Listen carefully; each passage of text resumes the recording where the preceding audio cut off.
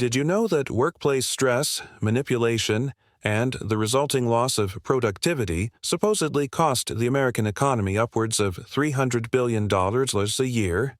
You hear that number on the news, and it sounds abstract, distant, a problem for economists and CEOs.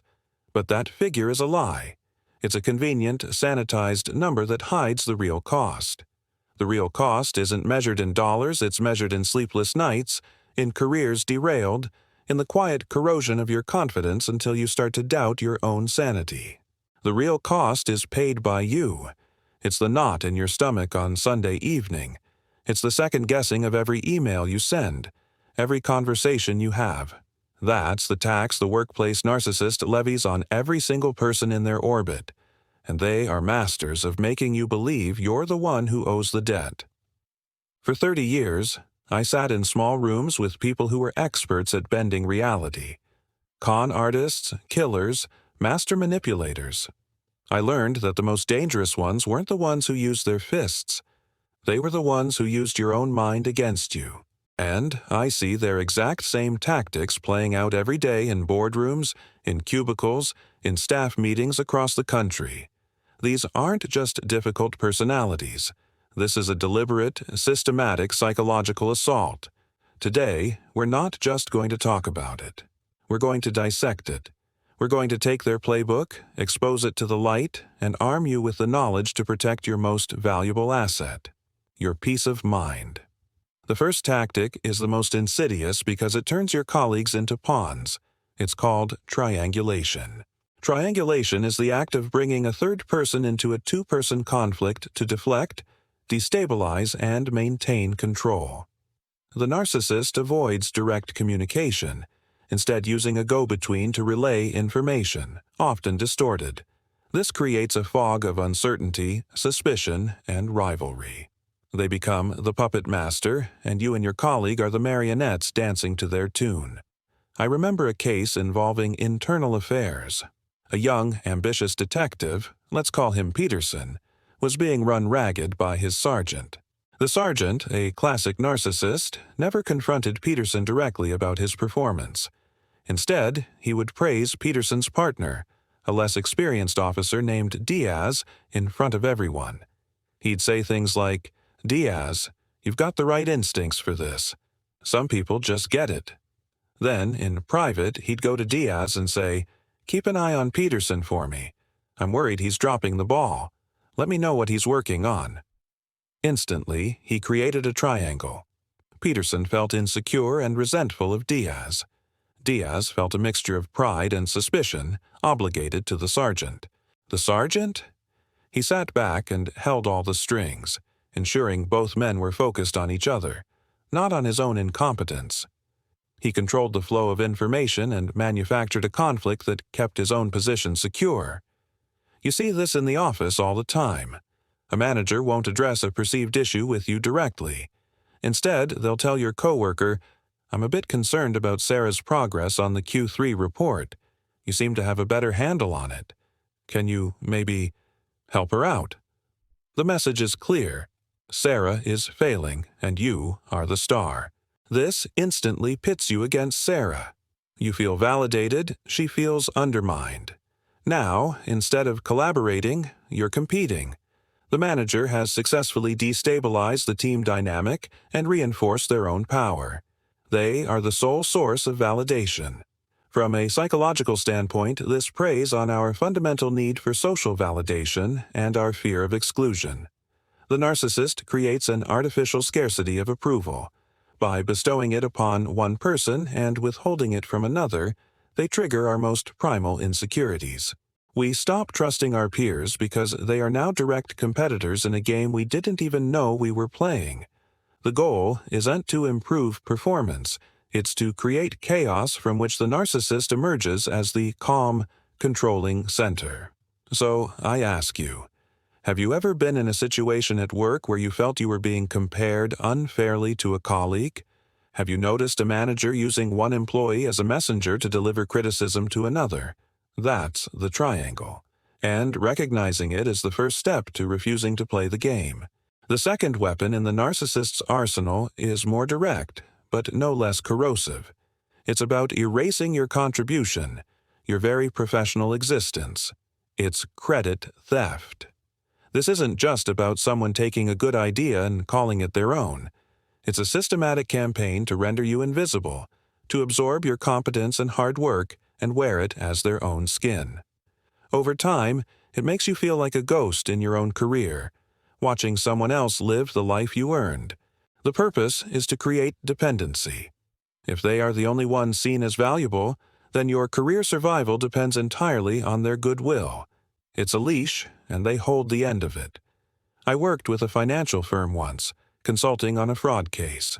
The real story, the one that never made it into the official reports, was about a woman named Eleanor. She was a brilliant data analyst, one of the best I've ever seen. She could see patterns in market data that no one else could. Her boss, a senior VP named Martin, was charismatic. He had a knack for presentations, but he couldn't analyze his way out of a paper bag.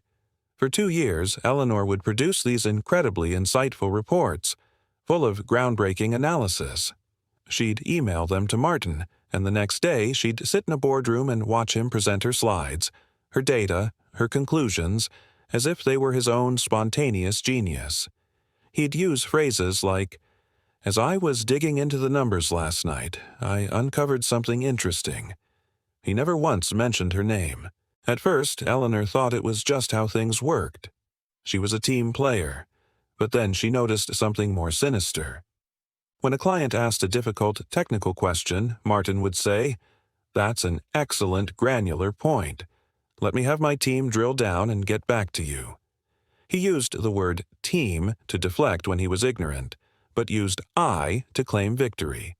He was taking her expertise and packaging it as his leadership. The final straw came when she was passed over for a promotion that went to an external candidate. The feedback? She lacked strategic vision and leadership initiative. She was the strategic vision. Martin had simply stolen it, leaving her with nothing but the grunt work. He had successfully branded himself as the brain and her as the hands. In your daily life, this is often more subtle. It's the manager who asks for everyone's ideas in a brainstorming session, dismisses them, and then a week later presents your core concept to their boss as their own brainchild. It's the project leader who uses the word we throughout the entire difficult phase of a project, but when it's time to accept the company award, suddenly it's I who led the team to success. It's the small, constant erasure of your contribution. Psychologically, this is devastating. It attacks what is known as our sense of agency, the belief that we can influence our own lives and careers through our actions. When someone repeatedly steals the credit for our hard work, it severs the link between effort and reward. We start to feel powerless, and a sense of learned helplessness can set in. Why bother putting in the extra effort if the reward will inevitably be harvested by someone else? The narcissist cultivates this despair because a demoralized employee is a compliant employee.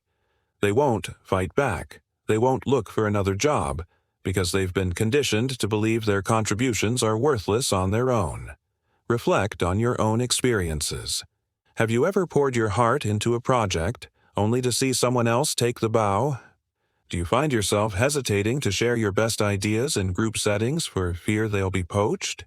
That hesitation is a scar left by a credit thief. If credit theft is about stealing what you've produced, the next tactic is about preventing you from producing anything at all.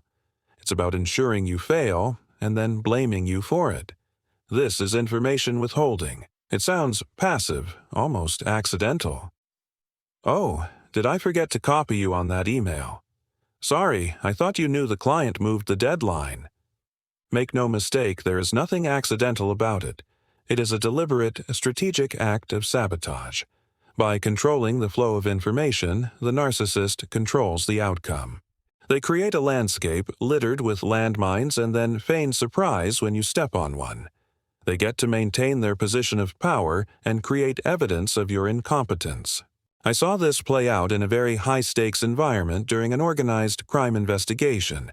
We had a task force with multiple agencies, and information was the currency of success. There was a supervisor, let's call him Captain Reynolds, who was deeply insecure about his position. He had a detective under his command, Miller, who was sharp, well-respected, and frankly, better at the job. Reynolds saw Miller as a threat.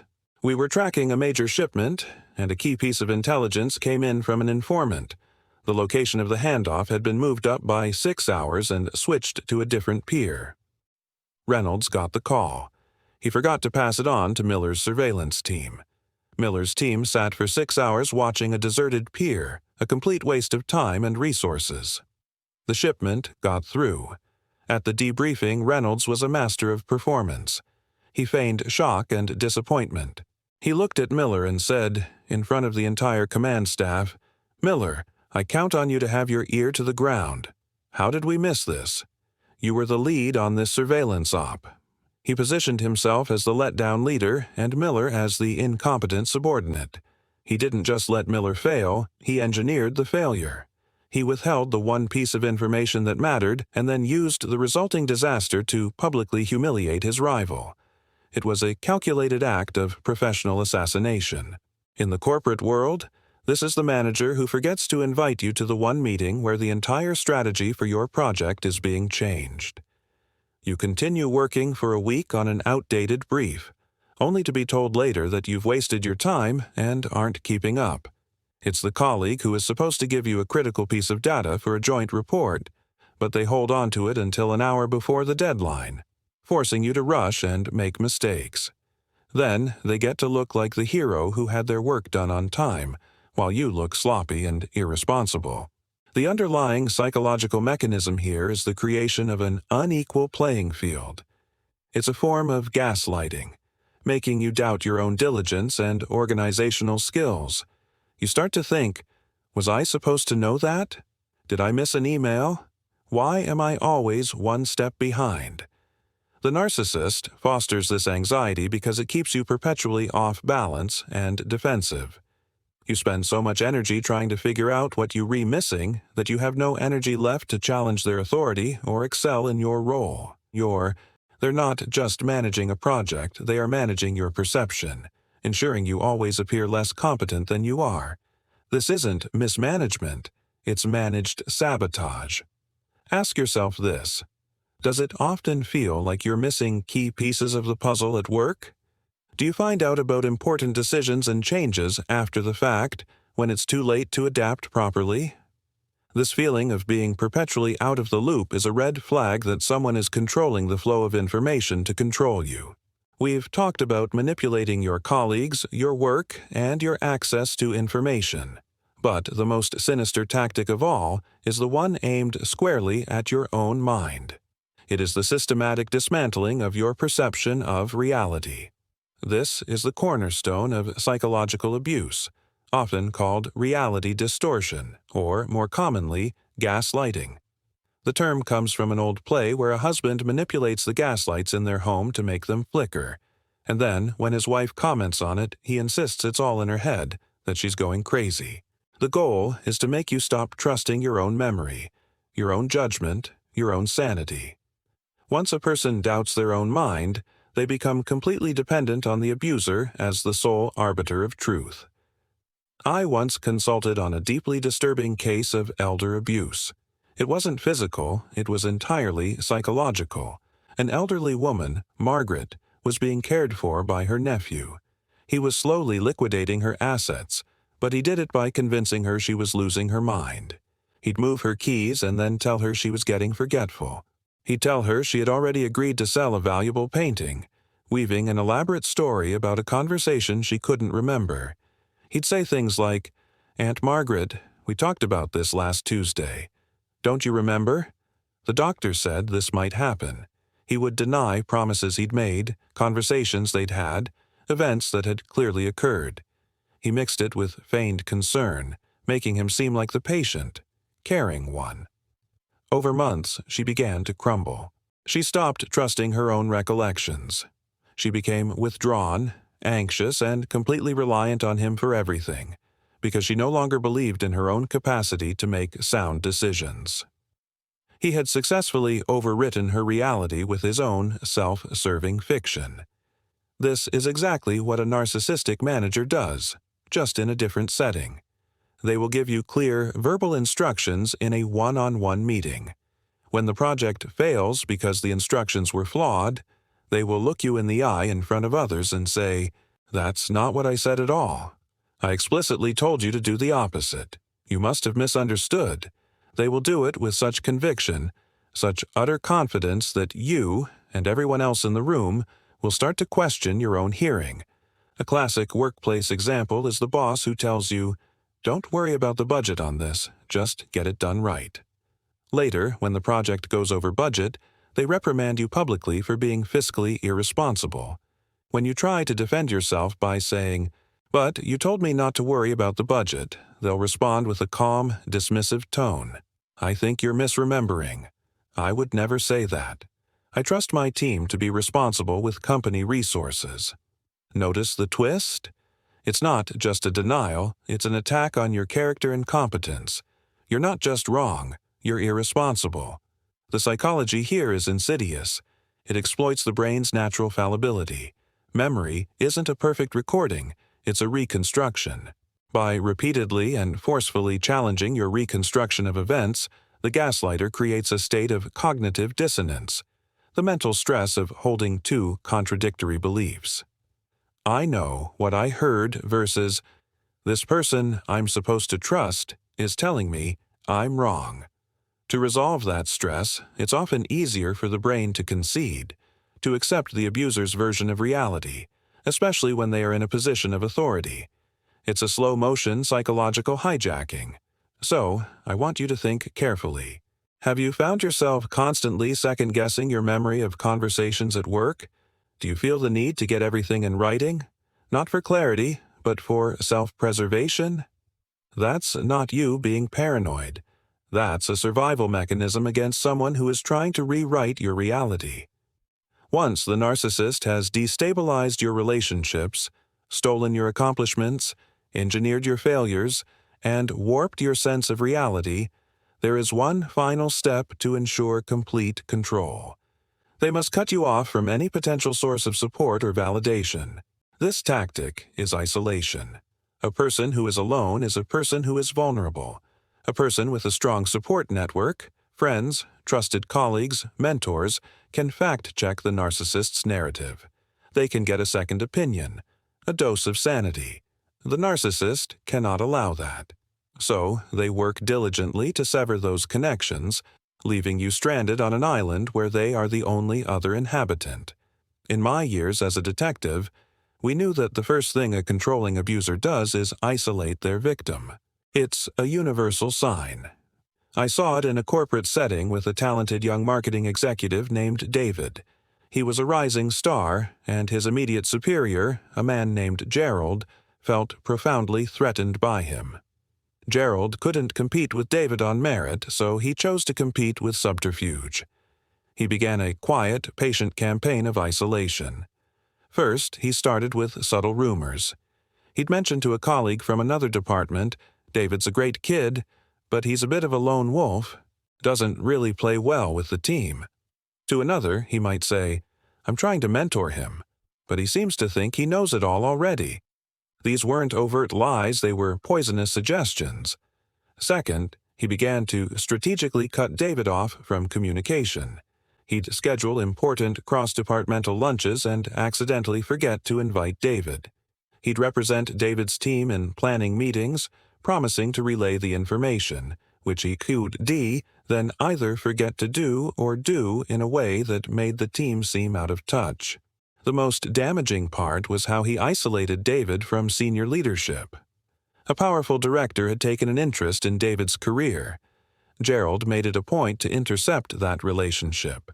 Whenever the director would praise David's work, Gerald would say, "Thank you, sir. I've been spending a lot of time coaching him. He's coming along." He positioned himself as the essential intermediary, the gatekeeper. Over time, people began to distance themselves from David. Colleagues became wary. Mentors became inaccessible. David felt it. The office, which once felt collaborative, now felt cold. He was surrounded by people, but he was utterly alone. His confidence plummeted, his work suffered, and within a year, he took a lesser job at another company, convinced he just wasn't cut out for the big leagues. Gerald had won. He had successfully eliminated a threat by making him an outcast. This happens in offices every day. It's the team leader who shoots down your attempts to collaborate with other departments. It's the boss who discourages workplace friendships, framing it as a distraction from productivity. It's the subtle social exclusion, the team going for coffee without you, the inside jokes you're not privy to, all quietly orchestrated by one person. The psychological impact is brutal. Humans are social creatures. Our sense of safety and well-being is intrinsically tied to our social bonds. When we are isolated, we are biologically wired to feel threatened and anxious. It triggers a primal fear of abandonment. A narcissist exploits this by making themselves the only available social connection. They cut you off from everyone else and then offer their own toxic version of support, creating a deeply unhealthy dependency. You begin to feel that this person, your abuser, is the only one who truly gets you, because they are the only one left. Take a moment and look at your own work life. Have your relationships with trusted colleagues become strained for no apparent reason? Do you feel more disconnected from the social fabric of your workplace than you used to? This might not be a natural drifting apart. It could be the result of a carefully executed campaign of isolation. We have now pulled back the curtain on their playbook. Triangulation to divide and conquer. Credit theft to make you invisible. Information withholding to engineer your failure.